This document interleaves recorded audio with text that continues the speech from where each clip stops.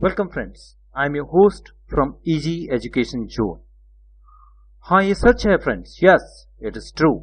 Marks बढ़ेंगे और जरूर बढ़ेंगे, और वो भी पढ़ाई का टाइम बगैर बढ़ाए। बस थोड़ा सा आपको ये ध्यान देना है कि जब सारे के सारे सब्जेक्ट आपको बराबर मार्क्स देते हैं तो उनके लिए टाइम का डिस्ट्रीब्यूशन भी बैलेंस में होना चाहिए, लगभग बराबर होना चाहिए। लेकिन आजकल तो टाइम डिस्ट्रीब्यूशन का पढ़ना तो सारा का सारा साइंस और मैथ की तरफ भारी है, और मैथ की तो बस आप बात ही छोड़ो। स्कूल में मैथ, घर में मैथ, ट्यूशन में भी मैथ, और मैथ से जो टाइम बचता है थोड़ा बहुत तो उसमें साइंस। टाइम डिस्ट्रीब्यूशन, सब्जेक्टों के बीच में टाइम डिस्ट्रीब्यूशन का इतना बड़ा लोचा है, इतना बर्बाद है, केवल दो सब्जेक्ट यानी मैथ और साइंस अकेले ही 70% टाइम खा जाते हैं, और बाकी तीन सब्जेक्टों के लिए मुश्किल से 30% टाइम बचता है। और इसका हमें फायदा नहीं, नुकसान हो रहा है। अगर हम टाइम डिस्ट्रीब्यूशन में बैलेंस ले आए तो हमारे मार्क्स बढ़ेंगे और 100% बढ़ेंगे। और ये बात मैं आपसे हवा में नहीं कह रहा, ये मैं आपको अभी साबित करके दिखाऊंगा, मैथमेटिकली प्रूव करके दिखाऊंगा। देखिए, ये मान लेते हैं कि ये एक स्कूल के 4 स्टूडेंट्स हैं। यहां पे इनका टाइम डिस्ट्रीब्यूशन दिया हुआ है, तो ये मैथ को 40% टाइम, साइंस को 30%, और बाकी एसएसटी, हिंदी और इंग्लिश को 10% ईच। तो पहले स्टूडेंट के जो मार्क्स हैं वो 95% एवरेज हैं सारे सब्जेक्टों में। दूसरे स्टूडेंट्स के मार्क्स साइंस और मैथ में 95% हैं, और बाकी 3 सब्जेक्टों में 70% हैं। तीसरे स्टूडेंट के मार्क्स 85% हैं साइंस और मैथ में, और बाकी तीन सब्जेक्टों में 60%। और फोर्थ स्टूडेंट के मार्क्स जो हैं वो 75% हैं मैं साइंस और मैथ में, और बाकी 3 सब्जेक्टों में 50% हैं।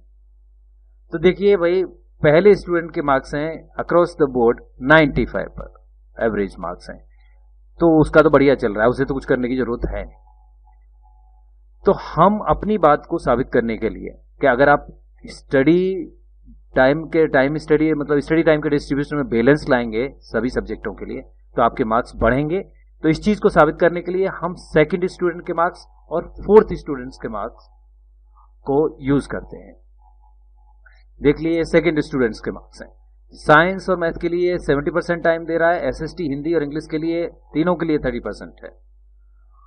और इसके जो मार्क्स हैं वो है 95 एवरेज हैं साइंस और मैथ में, और 70 एवरेज हैं एसएसटी, हिंदी और इंग्लिश में। तो इसके टोटल मार्क्स है 400। अब हमने क्या किया कि इसके जो टाइम है साइंस और मैथ का 70%, उसमें से 10% कम करके 60% टाइम कर दिया, और इधर एसएसटी, हिंदी और इंग्लिश के लिए वो टाइम बढ़ा के 40% कर दिया। तो साइंस और मैथ में टाइम कम होने से इसके मार्क्स कम होंगे। तो परसेंटेज के हिसाब से कंप्यूटेशन करने पर इसके मार्क्स साइंस और मैथ में 95 एवरेज से 81 हो जाते हैं, और इधर मार्क्स बढ़ेंगे तो टाइम परसेंटेज जो बढ़ा है, जो परसेंटेज टाइम बढ़ा है, उसके हिसाब से जो कंप्यूटेशन करने पर जो मार्क्स मैथमेटिकली बढ़ रहे हैं, तो 70 मार्क्स से एवरेज हो जाता है 93 मार्क्स। तो नए मार्क्स का इसका टोटल है 441, यानी 400 मार्क्स से 441, 10% का सीधा इंक्रीज। अब हम देख लेते हैं फोर्थ स्टूडेंट के मार्क्स को। तो फोर्थ के जो स्टूडेंट है उसके जो मार्क्स हैं वो साइंस और मैथ में 75 एवरेज हैं, और बाकी तीनों सब्जेक्टों में एसएसटी, हिंदी और इंग्लिश में 50 मार्क्स एवरेज है। तो इसके टोटल मार्क्स हो जाते हैं 300 मार्क्स। अब हम क्या करते हैं कि इसके जो साइंस और मैथ के 70% टाइम से इसका 20% टाइम निकाल लेते हैं और इसे 50% कर देते हैं, और ये 20% टाइम ऐड कर देते हैं हम एसएसटी, हिंदी और इंग्लिश के टाइम में, तो ये भी 50% हो जाता है। अब देखो, ये ध्यान रहे, ये अभी भी जो टाइम डिस्ट्रीब्यूशन है वो मैथ के साइंस के फेवर में है, क्योंकि मैथ और साइंस अकेले 2 सब्जेक्टों को 50% टाइम है, और यहाँ पे एसएसटी, हिंदी और इंग्लिश 3 सब्जेक्टों को 50% टाइम है। अच्छा, अब ये टाइम कम होने की वजह से मैथ और साइंस के मार्क्स कम होंगे, तो परसेंटेज टाइम डिक्रीज के हिसाब से जो मार्क्स की डिक्रीज को हम कैलकुलेट करेंगे, कंप्यूट करेंगे, तो 75 मार्क्स एवरेज से 54 मार्क्स एवरेज रह जाते हैं।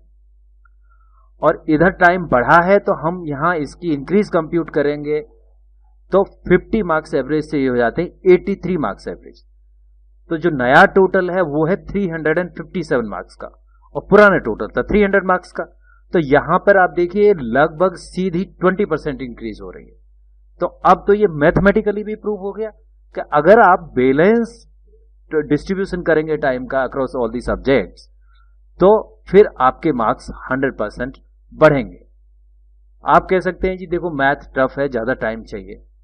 हाँ ठीक है, यस करेक्ट, लेकिन भाई पहले जो सब्जेक्ट आराम से आसानी से आपको बढ़िया मार्क्स दे रहे हैं उन्हें तो तैयार कर लीजिए, उसके बाद में उन सब्जेक्टों का भी टाइम आप मैथ और साइंस को दे सकते हैं। आफ्टर ऑल आखिर सारे ही सब्जेक्ट तो 100 मार्क्स देते हैं ना। और फिर एक फल की चाहत में जो बड़ी मुश्किल से पक रहा है, बड़ा टाइम ले रहा है, उसकी चाहत में आप जो फल बड़ी आसानी से पक के आपके हाथ में, उन्हें क्यों बर्बाद करना चाहते हो? उन्हें पका के रख लो और फिर सारे की सारी मेहनत आप उस फल पे कर सकते हो। बुद्धिमानी तो यही कहती है, और बाकी आपकी मर्जी है। अगर वीडियो पसंद आया हो तो please support, subscribe and share. Thank you.